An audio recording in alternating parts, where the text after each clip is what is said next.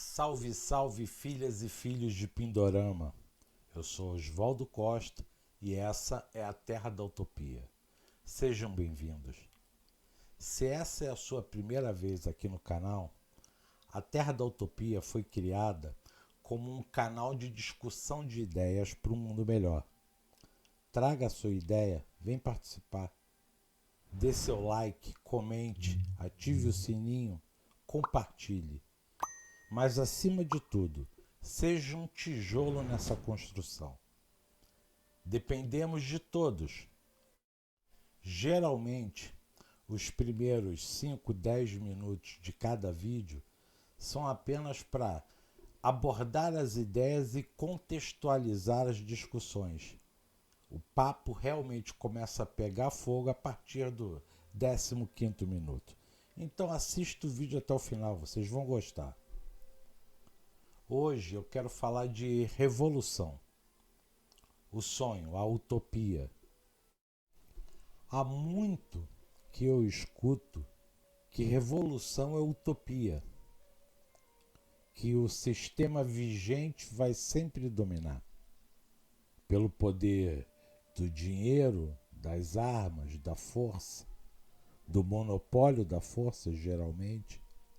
Eu realmente só conheço dois tipos de revolução. Pode ser que existam outros, mas eu só conheço a revolução das armas ou da política. Eu não acredito que a maioria da população esteja inclinada à revolução armada. A maioria das pessoas são simples trabalhadores. Não tem o ímpeto da morte. Eu acredito realmente na revolução política. Só que para ela realmente acontecer, nós temos que fazer algo que é considerado impossível. Nós temos que falar a língua das massas e a língua da elite. Nós temos que convencer ambos. Eu acho que é aí a grande dificuldade. Apesar de sermos a base da pirâmide e termos um pouco mais de facilidade para falar com os nossos, ainda assim enfrentamos dificuldade. E esse é o gargalo. E gargalo maior ainda é encontrar a forma de conseguir penetrar no coração da elite. Se nós realmente temos uma grande chance, é essa. É aproveitar o momento da abolição do trabalho praticamente para haver também a emancipação do trabalhador. É a nossa chance. É o único caminho. Poucos teriam realmente a força de pegar nas armas. Até porque de pegar a usar e a usar efetivamente, existe uma distância gigantesca. Quantas pessoas conseguiriam conviver com a carga de ter tirado a vida de alguém? Por quanto tempo nós conseguiríamos aguentar a força do Estado, do establishment? Para fazermos uma revolução política, o primeiro passo é movimentar a massa. Como vamos movimentar a massa? Só entrando realmente no coração dessas pessoas, entendendo as necessidades da luta do dia a dia, falando a mesma língua. E da outra ponta, como convencer a elite? Até porque a maioria da elite brasileira, por exemplo, hoje, ela não depende muito dos negócios dentro do país. A maioria é exportadora e movimenta o mercado financeiro, são acionistas de vários negócios, de vários modelos de negócio. Aquilo que falam da economia que o maior gerador de emprego, por exemplo, é o pequeno negócio, é o microempresário, que é até uma verdade, mas não são esses os bilionários. Os bilionários mesmo não dependem do mercado interno, pelo menos a maioria deles. Até os que trabalham também com o mercado interno geralmente usam 20% do seu produto aqui dentro. O restante todo é para exportação. Talvez a maior utopia seja essa, mas no meu caso ela foi baseada num sonho de olho aberto, de dia, que eu tive em 2015. E uma parte desse sonho falava que a mensagem veio várias vezes, só que veio a mensagem certa, mas o endereço errado. A mensagem do amor, por exemplo, que é essa que eu estou falando, ela veio para o povo, quando na verdade ela deveria ter vindo para a elite, para os governantes. São eles que precisam aprender a amar. São eles que são capazes de fazer da terra o céu ou o inferno. A causa de todo o sofrimento humano, físico, material, vem justamente do acúmulo de fortunas. Ninguém deveria ser tão rico a ponto de conseguir comprar pessoas, comprar dignidade. Eu sei que a maioria dos meus camaradas da esquerda vão cair de pau em cima de mim, dizendo que não há conciliação com a classe dominante. E eu não falo de conciliação, eu falo de conscientização, gente. Por exemplo, eu nunca tive contato com bilionários, mas já tive contato com alguns milionários. O sonho do milionário, pelo menos dos que eu conheci, provavelmente era se tornar bilionário. Era crescer, crescer, crescer. O céu é o limite. Mas eu acredito que a maioria não tem a noção exata dos seus pensamentos, das suas palavras e muito menos das suas ações. Muitos até acham que estão fazendo uma coisa boa, estão gerando emprego, mas não se tocam, por exemplo, que os empregos são precarizados. O sofrimento alheio não lhes atinge.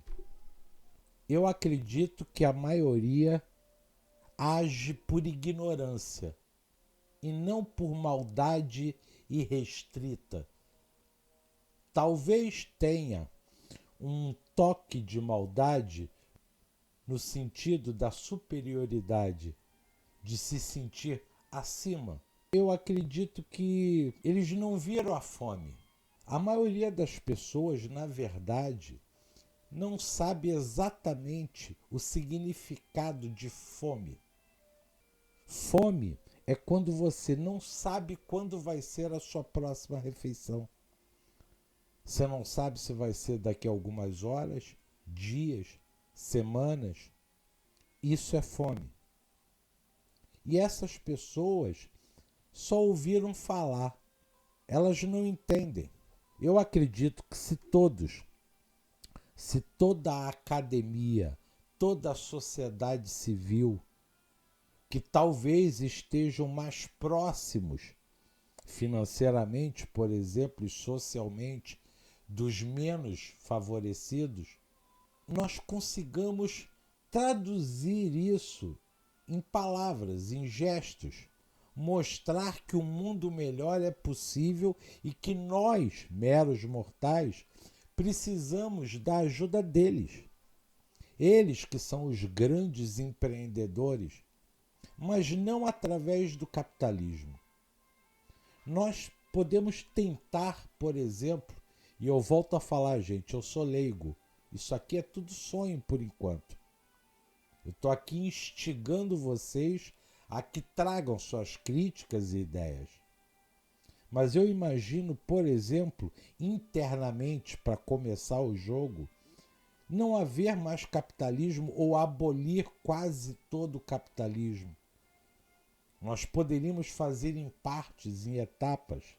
Eu acho que a primeira etapa, a mais necessária, a mais urgente, é justamente garantir os direitos básicos, fundamentais a todos. E de verdade dessa vez, chega de enganação. Chega de as instituições dizerem que não, um dia isso vai acontecer, na medida da possibilidade dos estados. Não, é possível. Nós temos que garantir acesso à água potável a todos, alimento saudável, 3 refeições mínimas por dia para todos, moradia digna também para todos, educação e saúde, energia em forma de eletricidade, gás, é o básico para que qualquer pessoa possa viver. O formato, as características, nós temos que decidir depois, na sequência, planificar, tornar isso viável. Até quantos quilowatts pode ser consumido por uma família de 4, 5 pessoas? Por exemplo, dar ao pobre o direito de, no verão, ter um ar-condicionado e usar um ar-condicionado e a energia gratuita. Pensarmos em formas não financeiras de criar modelos estruturais que não dependam de todo um sistema gigantesco para gerar e garantir energia para as pessoas. Por exemplo, popularizar telhados de coleta de energia solar. Ao invés de placas, telhas. Já existe, inclusive. Isso em larga escala, com certeza, baratearia o custo. E essa é uma das soluções. Eu sei que existem muitas outras soluções de engenharia, por exemplo, para fornecer energia elétrica. É que até então não interessava para o sistema econômico. Mas mesmo assim nós dependemos ainda de grandes estruturas e grandes extensões de transmissão para levar a energia elétrica para todos. Na verdade, essa transformação teria que ser total. Mas, repito, começando pelo básico do básico, que nunca foi cumprido na Constituição. É o artigo 5º dos Direitos e Garantias Fundamentais. Nós hoje vivemos uma sociedade muito mais avançada do que em 1988. Economicamente, tecnologicamente, politicamente, avançamos muito, mas não fomos capazes de cumprir o básico. Até foi tentado. A elite até cooperou em certo ponto no início dessa tentativa. Lá nos idos de 94, 98, depois de 2003. Mas, na verdade, não foi feito com o carinho devido e com a pressa desejada. E foi quase desmontado nos últimos anos por essa mesma elite, ou pelo menos por uma parcela dela. Está na hora de conversarmos olho no olho com quem manda. Se o dinheiro hoje é o poder, vamos conversar com eles. Vamos fazer essas mensagens chegarem lá. Porque não adianta lutar contra. A luta defendida por muitos, e eu entendo, e eu também volta e meia tenho esse fogo dentro de mim, mas que a lógica me faz puxar o freio de mão. Eu sinceramente acho que as duas hipóteses são igualmente difíceis, beirando o impossível. confrontar o sistema a ponto de chegar numa revolução armada, ou sentar a sociedade toda para apresentar a ideia e conversar olho no olho com toda a elite. Eu sinceramente prefiro essa última hipótese. Eu prefiro acreditar que pelo menos uma grande parte da elite não o faz, essa mudança, por ignorância. A questão toda é como fazer, como estruturar. E é aí que nós entramos, essa é a ideia do canal. Tentar estruturar em todos os detalhes a sociedade do futuro, baseado na própria proposta e premissa do capitalismo que está surgindo. O capitalismo da nanotecnologia, dos algoritmos, da inteligência artificial. Podemos estar diante de um grande mundo novo. E é a chance de nós colocarmos a nossa pauta, mas por etapas, garantindo pelo menos o artigo 5º. Nós não vamos fazer a revolução por completo, mas nós teremos dado o primeiro grande passo da sociedade. E eu acredito que de todas as sociedades, se nós garantirmos que ninguém mais, nenhuma única pessoa, vai ficar para trás, se nós conseguirmos fazer com que a imensa massa humana caminhe realmente e não apenas sobreviva na grande noite, nós teremos dado talvez um dos maiores passos da humanidade. Eu acredito que esse deve ser o alvo de todo o nosso esforço. É só vocês imaginarem o quanto de esforço exigiria que nós empregássemos para fazer uma luta armada, uma grande revolução, a tomada dos meios de produção pelo proletariado. Eu acredito que o meu caminho é menos utópico. Quando houveram as grandes revoluções, e até algumas um pouco menores, mas vitoriosas, vivíamos uma outra época. Hoje, por exemplo, as guerras são feitas de outra maneira. Se nós realmente nos tornássemos perigosos para o sistema, se o sistema se sentir ameaçado, não tenha dúvida que ele atropelaria. Mas tem coisas que nos igualam. Somos seres humanos, para começar. Independente de onde nasçamos, de quanto dinheiro nós temos, legítimo ou não, herdado ou não, não importa. Existe realmente uma grande diferença dos barcos que estamos nesse mesmo oceano, mas estamos no mesmo oceano. Alguns em iates poderosíssimos e outros não têm nenhuma tábua de salvação para se agarrar. Mas o oceano é o mesmo. E ambos, por exemplo, podem morrer. Aliás, todos vão morrer. Talvez esse seja um bom ponto de partida para essa conversa tete a tete, falando da morte. Todos vamos morrer. E é muito comum, ao chegar perto, que nós olhemos para trás e façamos um balanço de como foi a nossa vida. Vamos tentar fazer esse balanço antes da morte chegar, porque ela vem.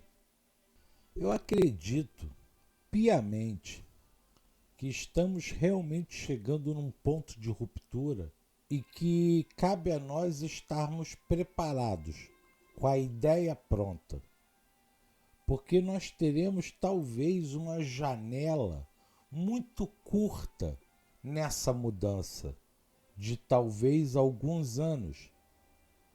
E agora é a hora de nós botarmos na mesa, criarmos primeiro uma base de ideias formadas, estruturadas, para, na hora H, realmente colocarmos as nossas ideias em pauta e executá-las. É a grande chance da mudança. Talvez não tenhamos tão cedo uma outra chance. Até porque, se nós não colocarmos isso de maneira clara, científica, amorosa, psicológica, médica, é preciso que todos se envolvam. É o melhor para todos, sem sombra de dúvida. Até para a elite. Viver num mundo melhor, em cidades mais estruturadas, esse é o caminho. Estejamos preparados, porque a mudança está aí. E a janela já se iniciou. A pandemia veio para agudizar isso. Ela tornou determinadas ações mais urgentes. Passamos a entender o mundo de uma outra maneira. E aquilo que estava sendo planejado há muito tempo pelo capitalismo, eles simplesmente decidiram pôr em prática, acelerar telemedicina, educação à distância, internet, transações bancárias mais eficientes, e-commerce mais eficiente, com a entrega mais eficiente. Eles vão abolir toda a mão de obra, ou quase toda. Eles só vão se render, em certa proporção, às profissões que ainda vão restar, porque têm que ser feitas por humanos. Mas mediante a massa global é ínfimo. E essa poderia ser a grande revolução, o ponto de ruptura. Todos exerceriam essas poucas profissões num período muito mais curto de tempo. Seria o primeiro passo para a futura emancipação completa do trabalho, como forma de garantia de subsistência e de funcionamento de um sistema. Porque se o sistema vai ser automatizado totalmente, a ideia deles é, num futuro, ser totalmente automatizado.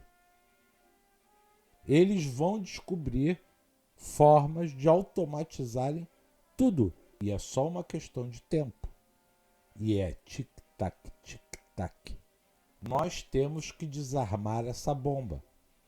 E é com inteligência, com envolvimento, com amor, com pensamento a curto, médio e longo prazo. Sabendo que a gente vai enfrentar duras batalhas, mas temos que vencer com a inteligência. Sabemos também que se passarão várias etapas e nós teremos que cumpri-las. Não tem outro caminho. Por isso que, de novo eu falo, nós temos que fazer cumprir o artigo 5º da Constituição. Esse é o primeiro passo. É com isso que nós temos que nos apegar. Todos os outros projetos vão partir dessa base. Todos os projetos iniciais têm que estar ligados a isso, a como conseguir e fornecer água, e aí, claro, envolve tratamento de esgoto e vários detalhes ligados, proteção de mananciais, e aí já envolve ecologia, alimentação saudável, 3 refeições por dia, envolve um monte de matérias também, agroecologia, pesquisa, química, e aí a alimentação passa por alimentação dentro de casa, na escola, no trabalho, o pouco trabalho que houver. Provavelmente, num mundo futurista desse, a escola passa a ter um papel preponderante. A ideia é transformar as escolas em parques de diversão, em que o ser humano tenha prazer de estar ali. Eu tive, por exemplo, o privilégio e o prazer de estudar numa escola assim, com bolsa de estudo, mas um grande colégio aqui do Rio de Janeiro, que era vinculado a uma universidade e tinha tudo. E para mim era gratuito. Quer dizer, quase tudo dentro da universidade era gratuito e ainda assim eu era bolsista. Dentro dessa escola, dessa universidade, eu tinha médico, dentista. Eu fazia parte de um coro. Eu nadava, eu fazia datilografia. Na época era datilografia ainda. Eu fiz ciência da computação na época, no meu chamado segundo grau, que hoje é o final do ensino médio, dos últimos 3 anos. E foi uma experiência que, apesar de ser dentro de um colégio burguês, na zona norte do Rio de Janeiro, eu só tive acesso, primeiro, porque meu pai trabalhava numa empresa que pagava o estudo dos funcionários e de seus filhos, mas logo que eu entrei, meu pai ficou desempregado e eu, por sorte, entrei no coral dessa universidade, dessa escola, e que me garantiu uma bolsa de estudos. E eu tive o prazer, a honra e o privilégio de conhecer um mundo completamente diferente. Todos deveriam ter acesso a isso. Todas as escolas deveriam ser assim. Aliás, deveriam ser melhores que a minha. Porque apesar de eu estar elogiando tanto, ela, como todas as outras, era uma empresa voltada para o mercado. E sendo uma empresa voltada para o mercado, toda a lógica de ensino era voltada para o mercado. Eu fico imaginando escolas voltadas para o desenvolvimento da história humana na Terra. Criar coisas que tornem um mundo melhor para todos, com inclusividade. Porque não adianta, gente, criar, por exemplo, uma Ferrari e ela ser para muito poucos. Não tem lógica. A sociedade tem que repensar isso. Essa coisa da exclusividade. Toda a sociedade devia estar em função da própria sociedade, para cada dia fortificar a estrutura da sociedade. Então, gente, resumindo, eu acho que essa revolução que todos desejamos, ela tem 2 pontos que são urgentes. Um é fazermos a preparação toda, pensarmos em cada detalhe, em cada possível falha da nossa ideia, do nosso plano, do nosso projeto. O que pode dar certo, o que pode dar errado, como consertar o errado, para que na hora H estejamos com isso pronto, amarradinho, para que não haja dúvida. Concomitante a isso, nós precisamos fazer essa mensagem chegar com a linguagem deles. Eles têm que entender que, até pela história de vida deles, eles não vão perder grandes coisas com a mudança. Eles vão continuar ganhando com o mercado internacional, com commodity, com o mercado financeiro, mas nós temos que transformar o país. Nós temos como transformar o país num paraíso. O difícil vai ser transformar essa mensagem na linguagem deles e fazer essa mensagem chegar. E nós chegarmos com a ideia pronta, analisada, pensada, testada. E ela já está acontecendo, tem muitas experiências acontecendo. Só que todas elas têm ainda um dedinho do capitalismo. Maricá é um exemplo aqui no Rio de Janeiro, o município de Maricá, que é governado por um petista, é um exemplo de grandes mudanças no transporte, no trabalho, na economia. Eles criaram uma moeda própria, que só circula no município. Eles criaram não, né? Eles adaptaram para lá e usaram o conceito de economia solidária. E claro, o município ainda é capitalista. Apesar de uma grande parte da receita, eu acredito até que a maior parte vem dos royalties do petróleo. Maricá é colado ali em Niterói e recebe os royalties do petróleo também. Mas é um exemplo fantástico e tem vários outros pipocando. Com o passar do tempo, à medida que eu for pesquisando e achando esses exemplos todos, e nós criarmos toda uma pauta, temos que ter uma mudança radical. A ideia do mercantilismo não pode mais vigorar. E talvez essa seja a principal dificuldade. É onde nós teremos para convencer todos, né? Porque não adianta, inclusive, só convencer a elite. A maioria da população tem dentro da sua cabeça, da sua vivência, a ideia do mercantilismo. Mudar isso nas pessoas vai ser algo muito difícil. Eu acredito que nós teremos que passar por várias etapas. Mas vamos lá. Primeiro passo, estruturar e bolar uma forma de incluir a elite nessa mudança. Justamente na alegação do mundo pós-trabalho, que a própria elite já está fazendo.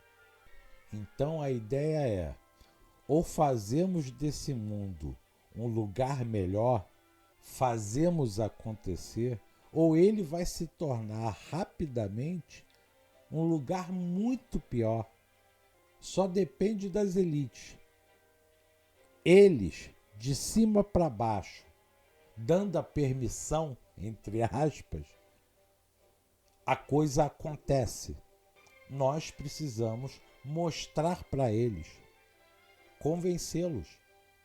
É mais fácil do que tentar matá-los, tenham certeza.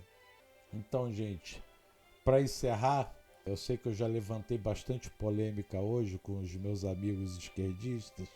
Eu quero parafrasear de novo o nosso querido sonhador das estrelas, Raulzito.